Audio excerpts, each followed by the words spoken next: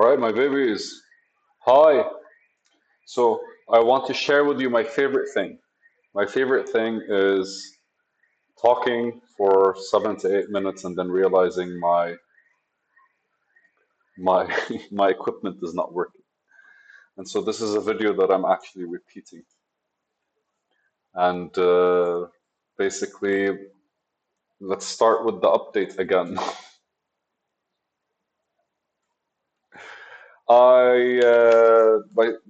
My cat had surgery yesterday, and baby, I was with her all night, and it was like very cute to see her kind of like with her head down because they still have the she was small. They give her an injection for her to kind of like not move and shit like this. So as she like wobbled out of it slowly, uh, that was cute, and that was kind of like I don't know one of those moments where you go like somebody's trusting me, so she like would lay her head on me and I would just kind of like do my thing with her, just kind of like being there. She doesn't normally give me affections, but I feel like that's kind of like how nature works. Like when you're on top of things, you don't want anyone's attention, but when you're not, you kind of like seek it. That's one. Secondly, I've been interviewing a lot, and like uh, I decided to give everyone who applied a chance because I'm not looking for an actual person who knows what the fuck he's doing. And in a way, I wanted to see what I can learn from talking to people, regardless, right? Because, like, it's the first time. Well, it's the first time it's a technical interview. I've interviewed people before, I've sat with people before, I've hired people before, but mainly it was just like one on one. People come with an application, and it was a restaurant thing, or catering, or basically farmers. So don't get me wrong, I failed a lot on those ones. But with this one, I was more like, what does the LinkedIn scene look like and how are people engaging with it? And I wanted to gauge my own presence, and somebody's excited. A new pub is opening next to me, by the way, so if anyone's hearing the music. So, anyways, it's exhausting, and in a way, I kind of like, though the mistakes that I did was I gave up an hour for an interview when I should have taken 30 minutes. On top of all of that, I allowed the entirety of the day to be kind of like I start interviewing at 1, so between 1 to 6, I literally can't do anything else. And now, give me a second, let me close the window.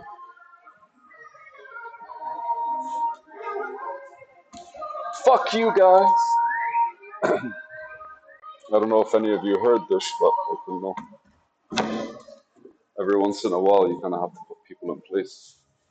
And I'm back. So yeah, so a new pub is opening next to me, and they've been testing their music all day. Yay, me! Anyways, I still love the way this area smells because there are a lot of trees and you wake up to the birds and all the cute stuff. Today's video, sleeper build, gym versus life. And I don't know if any of you is actually familiar with like gym culture, but they have a thing called sleeper build. And that's practically when somebody doesn't really show off their muscles, but they train. And then when the day they do, like everyone's kind of like shocked. Or at the very least, everyone kind of like it's hidden progress, or the progression is hidden until suddenly it actually like shows up. I think I was watching a reel or something, and I was like, oh, this is kind of cute, and then suddenly I was like, this is exactly like gym culture is amazing because everyone's supportive and everyone kind of like helps you, and it's very hard to be an asshole in gym culture. You can be a prick, but not an asshole. The reason I say that is because, like, if somebody's actually being an asshole, you have a bunch of meatheads that are probably going to be stronger than them and going to put them in place. But you could be a prick by being pretentious about your shit. So the humility behind it becomes like either your attitude or just the fact that you do your thing and you leave and you're perfectly fine and stuff shit like this. So the reason why I caught my eye sleeper build is because I felt like this is exactly how we interact with life. Because everything about society, what we do is we actually come to ourselves and we start anytime we're with ourselves, we're kind of like either doing something or we're not. And if we're doing something, we're kind of like it's a sleeper build mechanism where you're evolving, evolving, evolving, and then eventually something comes out of it from the public notice. That's something that's coming out of it.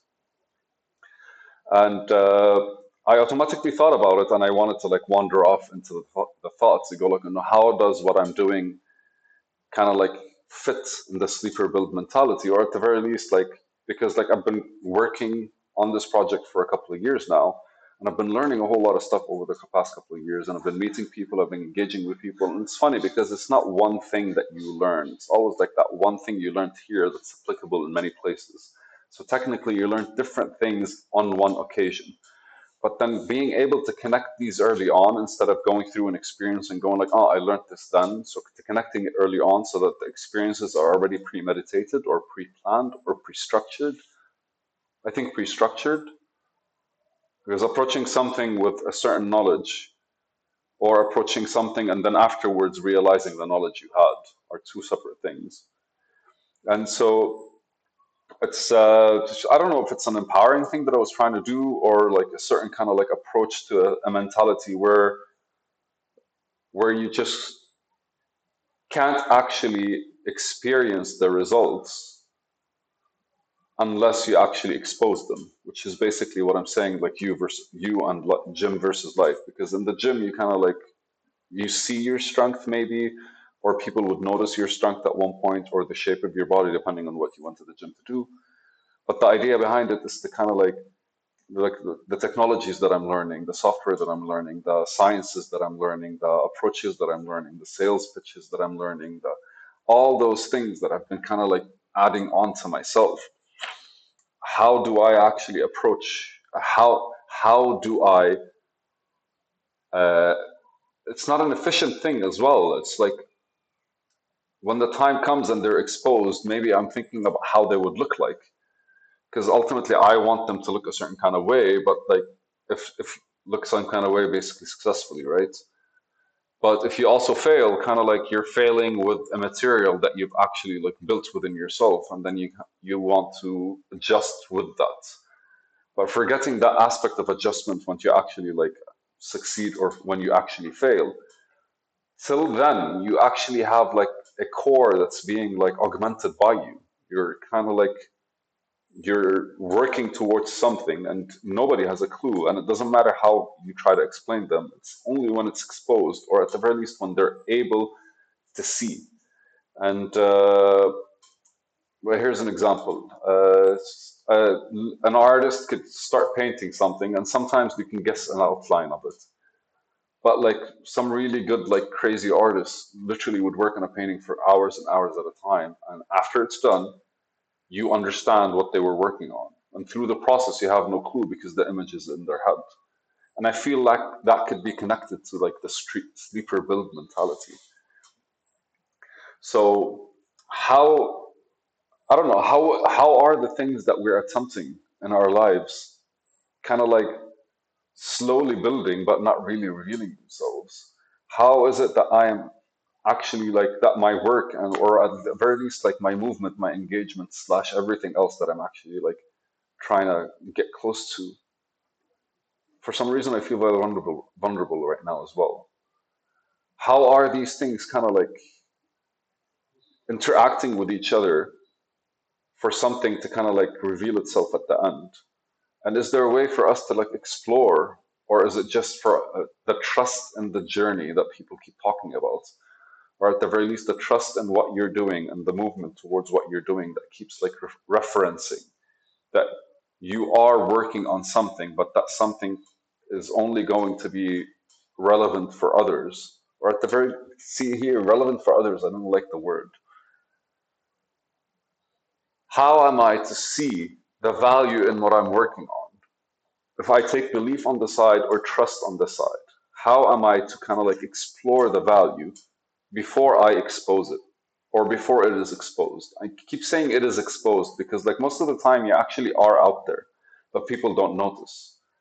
And then suddenly, like when they notice, everything kind of like starts, I don't know, like in a certain way harmonizing, and everyone kind of starts like seeing it. And it's the network effect. It's all your friends kind of like don't watch a TV show until one person like watches it or talks about it, and then enough people are interested enough to kind of like engage with it, and then eventually like enough people are engaging with it when enough people are interested to watch it, and then basically it kind of like expands in a wavy kind of form. So just, I don't know, kind of gives me confidence that like if you're able to accomplish something, and especially like going to the gym, you don't get direct results.